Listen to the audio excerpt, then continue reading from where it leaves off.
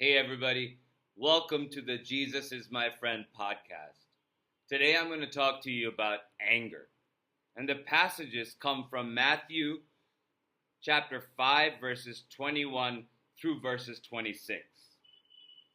I'll read the verse and then I will talk to you about it. You have heard that the law of Moses says, "Do not murder. If you commit murder, you are subject to judgment. But I say, if you are angry with someone, you are subject to judgment. If you call someone an idiot, you are in danger of being brought before a high council. And if you curse someone, you are in danger of the fires of hell. So if you are standing before the altar in the temple, offering a sacrifice to God, and you suddenly remember that someone has something against you, leave your sacrifice there beside the altar. Go and be reconciled to that person. Then come and offer your sacrifice to God. Come to terms quickly with your enemy before it is too late, and you are dragged into court, handed over to an officer, and thrown in jail. I assure you that you won't be free again until you have paid the last penny." Jesus teaches us to let go and resolve anger and reconcile before embarking on our purpose and mission in life. The focus is on what is within us and the harm that anger can inflict on us and our actions. It is improper in Jesus' eyes to even have anger in our hearts that pushes us to make impulsive decisions. He warns that harboring anger and not having the power to let go causes our downfall.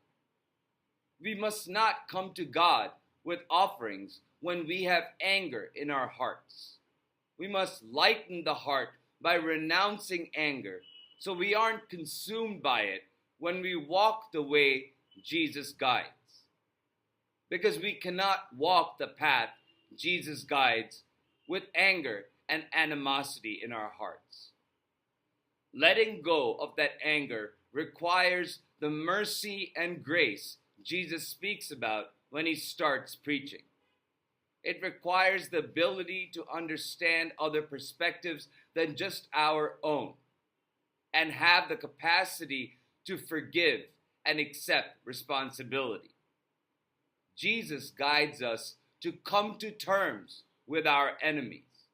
He tells us that coming to terms implies peaceful resolution. He teaches us to resolve conflict and by way of that have no enemies or a heart full of vengeance. Because a vengeful heart cannot walk the path Jesus teaches. It goes in the opposite direction, in the wrong way, because Jesus is about peace, forgiveness, and love, not about hate and vengeance and retribution. So with that said, remember not to get angry. This is probably one of the more difficult tasks that Jesus asks of us, is to not be angry.